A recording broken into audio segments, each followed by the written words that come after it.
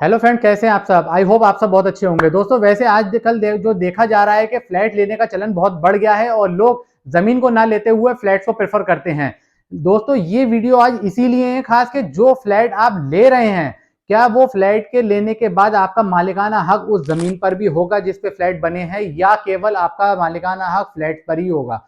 इस वीडियो में आपको पूरा इसका बताते हैं कि ये आपको क्या क्या चीजें इसमें देखना चाहिए, क्या क्या चीजें ध्यान रखने वाली चीजें हैं, और क्या आपका मालिकाना हक इस जमीन पे बनता है या नहीं बनता है। तो शुरू करते हैं अपनी वीडियो को। दोस्तों अगर आप चैनल को सब्सक्राइब नहीं किया तो चैनल को सब्सक्राइब कर दीजिएगा। दोस्तों आजकल के दौर में फ्लैट लेने का चलन बहुत तेजी से बढ़ रहा है और आगे जाके और बढ़ेगा, क्योंकि बड़े शहरों में जमीन है नहीं, जिस वजह से कि लोग जमीन नहीं ले पाते हैं और फ्लैट में उनको रहना पड़ता है। और जो छोटे शहर है वहां पे जमीन होने के बावजूद भी लोग फ्लैट ले रहे हैं। अगर मैं आपको एक राय दूं कि फ्लैट लेना ज्यादा अच्छा है या फिर जमीन, तो मैं बात करूंगा कि जमीन लेना ज्यादा अच्छा है। क्योंकि अगर एक फ्लैट आप लेते हैं तो फ्लैट में केवल जो पैसा इन्वेस्ट करते हैं वो एक फ्लैट के लिए होता है, जो एरिया आपको बताया गया उसके लिए होता है। लेकिन अगर आप उसी पैसे से एक जमीन लेते हैं तो उस जमीन पे आप जितने फ्लैट बना सकते हैं वो सब आपका होगा। इसलिए मेरे हिसाब से जमीन लेना बहुत बेटर है। अगर हम बात करें कि अगर एक फ्लैट लेने के लिए आपको उसमें क्या क्या चीजें देखना चाहिए, देखिए सबसे पहले मेन बात आती है कि फ्लैट लेने से पहले या अगर आपने फ्लैट लेने जा रहे हैं तो आपको केवल उस जमीन की लीगल इलीगल बेस पे भी उसको चेक करना है। ये नहीं कि आपने केवल बिल्डर आया, बिल्डर ने दिखाया और आपने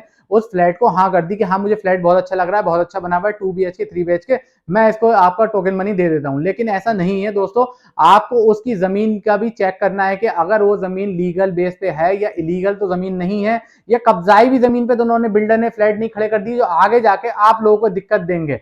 क्योंकि ये मामला एक नोएडा का मामला आया था जिसमें 2 ट्विन टावर थे, आपको अगर ध्यान हो तो वो ट्विन टावर इलीगल तरीके से बने हुए थे, गवर्नमेंट द्वारा उनको तोड़ा गया था। अब जो गवर्नमेंट द्वारा तोड़ा गया उसमें नुकसान अल्टीमेट किसका हुआ? बिल्डर का तो हुआ नहीं, क्योंकि बिल्डर ने अपने पैसे लिए थे वो निकल गया, गवर्नमेंट का नुकसान उसमें है नहीं।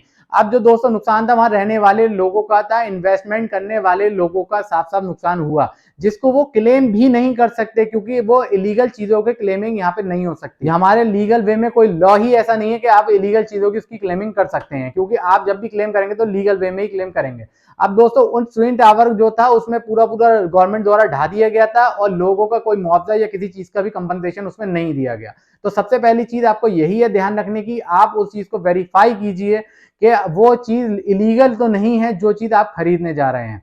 अब बात करते हैं फ्लैट की। तो दोस्तों मैं आपको बता दूं कि जो फ्लैट आप लेते हैं, जितना कारपेट एरिया आप लेते हैं उसका कुछ परसेंट आपका जो हिस्सा बनता है वो ही जमीन में भी आपको अलॉट किया जाता है। लेकिन ये चीजें एग्रीमेंट के तरह या एग्रीमेंट होते वक्त आपको देखना बहुत जरूरी है, क्योंकि जो एग्रीमेंट उसमें होने वाला होता है वो चीज मेन होती है पार्टी की, कि पार्टी ने लेते समय इस चीज को देखा है या नहीं देखा है, कि अगर बाई चांस कोई प्रलय आ जाती है या कोई आपदा की वजह से वो फ्लैट गिर जाते हैं तो वो फ्लैट आपको हिस्सा उसमें दिया जाएगा या नहीं दिया जाएगा, या जो फ्लैट गिरे हैं उसकी जमीन का हिस्सा आपके अंतर्गत आता है या नहीं आता है। अगर वो हिस्सा नहीं आएगा तो आपको वहां पे दोबारा फ्लैट नहीं इशू किए जाएंगे, क्योंकि जब वो कह देंगे जब आपके फ्लैट बनेंगे तब आपको दिए जाएंगे, वो कब बनेंगे आपको नहीं पता, तो आप बेघर होके तो नहीं रह सकते। इसलिए आप ये क्लॉज जरूर देखिएगा कि उस जमीन का मालिकाना हक आपको दिया जा रहा है या नहीं दिया जा रहा है। अगर वो मालिकाना हक उसमें दिया जा रहा है तभी आप एग्रीमेंट उसका करवाइएगा, क्योंकि आप अगर मालिकाना हक देखते हुए करवाएंगे तो इन फ्यूचर जो उसकी कीमत बढ़ेगी उसके भी हकदार आप ही हैं।